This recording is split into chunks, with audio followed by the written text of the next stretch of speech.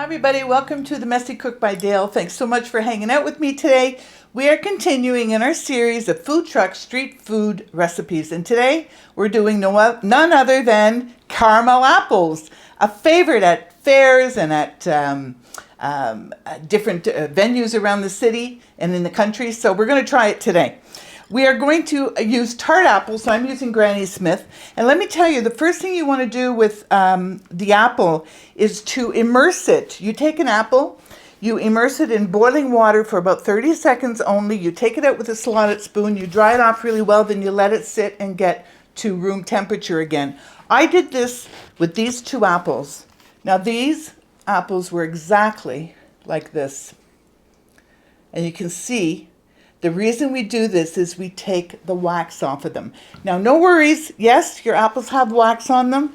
It's naturally formed by the apple itself, if you can believe it. It forms this wax on it so that it prevents mold, it prevents bruising and everything else. Now, sometimes manufacturers of these apples, or the trees, the farmers who pick these apples, will add some edible wax on top of it as well. It's edible, it's not bad for you, so you don't have to worry. If you want to keep your apples nice and fresh, then you would want to keep at least the natural wax on it. So, but it's quite a difference. I was in awe. But the caramel won't stick. Yeah, the caramel, that's right. The reason we take the wax off is because the caramel will not stick to it. So we've got two apples here. We're going to start with two. We're going to take a chopstick, and we are going to put the chopstick through the bottom of the apple. So it's in there real well. That should do it. Okay, so there's the first one. I'll do this one later.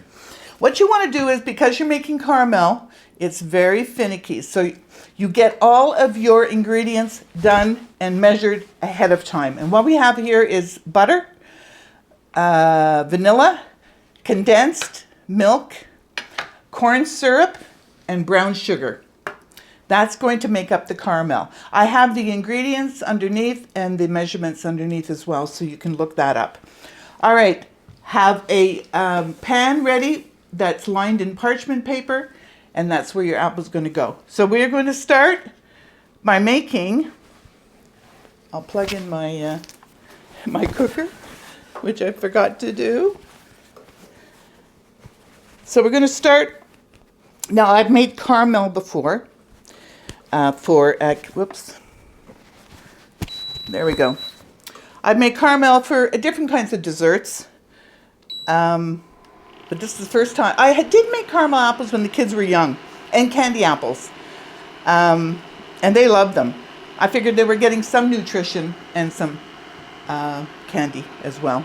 All right, so let's do this. We're going to start by putting in all the ingredients. So we're going to do the condensed milk. That goes in there. You should have, it'd be a great thing to have a candy thermometer, sort of like this, because this will really, it's foolproof. It'll tell you exactly when the temperature is right. And this temperature should go up to about 248 degrees Fahrenheit to make the perfect caramel. They're not expensive. They're not. They're really not. Put the butter in there. The corn syrup. It's pretty easy, but it does take time. And the brown sugar. All right. Let me put this away.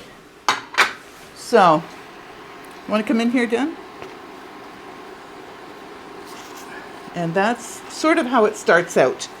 Now what I'm going to do is I'm going to bring this up to 248 degrees Fahrenheit with my candy thermometer in here. And we're going to come back when it's ready. All right? Because you really don't have to do much except watch it very carefully. All right? So we'll see you soon. Hi everybody, welcome back. Here we are. We're at 228 Fahrenheit. And we're going to very quickly start with our apples. So you want to come in here, Dan? And we're going to put caramel all the way up this, about an inch on the stick. And look at this. Oh, you got to work pretty quickly. Now, if you wanted to put sprinkles on here, feel free. This would be the time to do it at this point when it's still warm. It's stinking hot, so be really, really careful. Look at this. Look. Caramel apples. You have to let this sit for a good hour. So we're going to assume they really taste good. I know they do. We've had them before. So this is caramel apples. So please try it at home. It's very easy. Your kids are going to love it, and your big kids too.